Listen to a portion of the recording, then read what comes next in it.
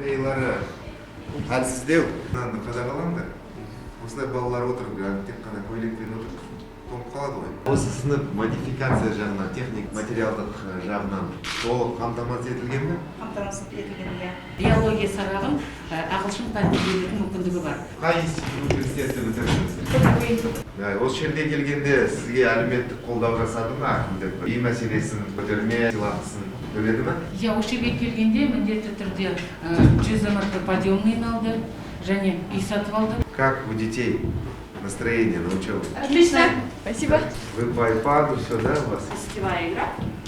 Здесь вопросы. Ну, то есть мы с ними тему прошли. Музейіміздің жалпы мақсаты тарихи құндылықтарды болашақ ұрпаққа сақтау және жинау болып табылады. Аналар мен оқушылардың күшімен жиналған. Сіздерде мұғалім тапшылығы бар ма? Жоқ, биыл 3 жылдың ішінде 12 жас маман келді. Акулы всех организовал бесплатное питание с 1 по 11 класс. Специальная часть? Да. Сахар 264.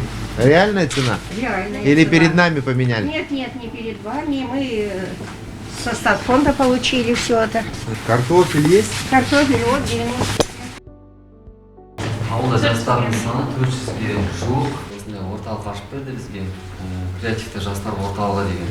Кейбір жастардың ашылмаған потенциалдары бар, соларды ашу мақсатында құрылды. Ашық микрофон, белгілі бір тақырып алынады, жастар шығып, әркім өзінің ойын айтады бұл жерде, яғни проблемалар, мәселелерге байланысты. Біздің ауылымызда жалпы жұмыссыз отырған жас жоқ. Менің ұсынысым кәсіпкерлікке үйрету. Лебяжинский район у нас был хороший колледж. Очень был он востребован. Это был тот контингент, которые не поступили туда, они были здесь. У нас должна быть система анализа такая. Все дети, кто учится, кто служит, кто постоянно занят чем-то, они в зоне мониторинга.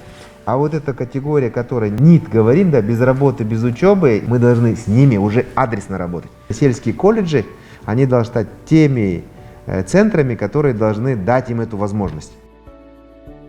Документтерін дайындаған жеті көшеге ауыл ел бесігі деген программаға енгізсеңіздер. Ауыл жастарын ауылда ұстап қалатын жақсы бір бағдарлама керек. Сондай бір іске құмар, техникаға құмар жастарға жаңа техникаға қолдарын жеткізуге көп жылдық. Мектеп үлкен, 450 балаға қуаттылығы, бірақ қазір 61 балаға ғана ішінде.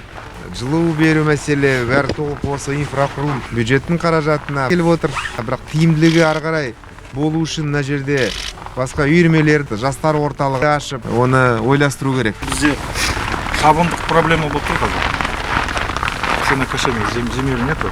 Не можем никак. А посено покупать дорого выходит. Ревизия жасаңыздар. Сіз енді бағана тапсырма бергенде қазір міне ауылдық округ әкімімен бәрі инспекция бәрін жасап жатырмыз. Тиімділі пайдалануға тырмай жоқ па? Оған біз жауап бергізу керекпіз.